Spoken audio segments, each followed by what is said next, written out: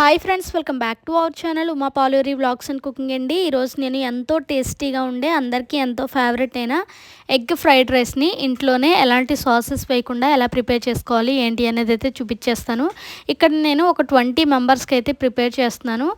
ఇదే ప్రాసెస్లో మీరు ఎంతమందికైనా కూడా ట్రై చేయొచ్చు. టేస్ట్ అయితే మాత్రం ఎక్సలెంట్గా ఉంటుంది. పిల్లల నుంచి పెద్దవాళ్ళ వరకు కూడా చాలా అంటే చాలా ఇష్టంగా అయితే తింటారు. ఇంకా లేట్ చేయకుండా ఏమేమి ఐటమ్స్ కావాలి ఏంటి అనేది అయితే చూసేద్దాము. ఇక్కడ నేను ఒక 10 ఆనియన్స్, అలాగే ఒక 10 పచ్చిమిర్చి, ఒక 5 క్యారెట్, అలాగే హోల్ గరం పలావ్ మసాలా దినుసులు, ఒక 2 ప్యాకెట్లు చికెన్ మసాలా అయితే తీసుకున్నాను. అలాగే ఇక్కడ నేను ఒక 20 ఎగ్స్ అయితే తీసుకున్నాను. మీ క్వాంటిటీని బట్టి ఎగ్స్ అయితే యాడ్ చేసుకోండి ఫ్రెండ్స్. అలాగే ఫ్రెష్గా దంచుకున్న అల్లం వెల్లుల్లిపాయ పేస్ట్, అలాగే డీప్ ఫ్రైకి సరిపడా ఆయిల్, రుచికి సరిపడినంత సాల్టు, అలాగే కుక్ చేసి పెట్టుకున్న వైట్ రైస్ని అయితే తీసుకోవాలి. ఇంకా ప్రాసెస్లోకి అయితే వెళ్ళిపోదాము.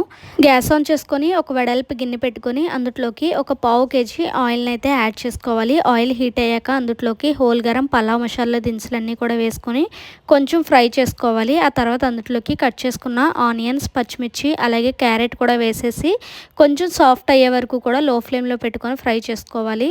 ఆనియన్స్ ఈ విధంగా కుక్ అయిపోయాక అందులోకి ఒక 5 స్పూన్లు గరం మసాలా, అలాగే ఫ్రెష్గా దంచుకున్న అల్లం వెల్లుల్లిపాయ పేస్ట్, అలాగే చికెన్ మసాలా, రుచికి సరిపడినంత సాల్ట్ కూడా యాడ్ చేసుకొని వీటిని అన్నిటిని బాగా మిక్స్ చేసుకొని పచ్చివాసన పోయే వరకు అయితే ఫ్రై చేసుకోవాలి.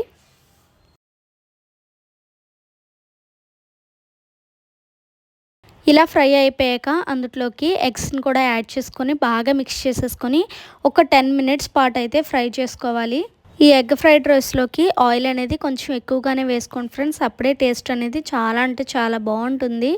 ఈ ఎగ్స్ అన్నీ కూడా ఫ్రై అయ్యే వరకు ఒక 10 మినిట్స్ పాటు అయితే కలుపుకుంటూ అయితే మిక్స్ చేసుకోవాలి. ఒక 10 మినిట్స్కి చూస్తే ఈ విధంగా ఆయిల్ అంతా కూడా చక్కగా పైకి తేలిపోతుంది ఫ్రెండ్స్. ఇప్పుడు ఇంకా స్టవ్ అనేది ఆపేసుకొని ముందుగా కుక్ చేసి పెట్టుకున్న వైట్ రైస్లో వేసేసుకొని బాగా మిక్స్ చేసేసుకోవాలి. ఒక 5 మినిట్స్ పాటు అలా మిక్స్ చేసేసుకొని ఇంకా ప్లేట్లోకి సర్వ్ చేసేసుకుంటే ఎంతో సింపుల్ అండ్ టేస్టీగా చేసుకునే ఎగ్ ఫ్రైడ్ రైస్ అయితే రెడీ ఫ్రెండ్స్. చాలా ఈజీగా ఎలాంటి సాసెస్ అనేవి వేయకుండా ఈ రకంగా ట్రై చేసి చూడండి. టేస్ట్ అయితే మాత్రం చాలా అంటే చాలా బాగుంటుంది. మళ్ళీ ఇంకొక మంచి సింపుల్ రెసిపీతో మేము ముందుకైతే వచ్చేస్తాను. Thanks for watching. Keep supporting our channel. Bye friends.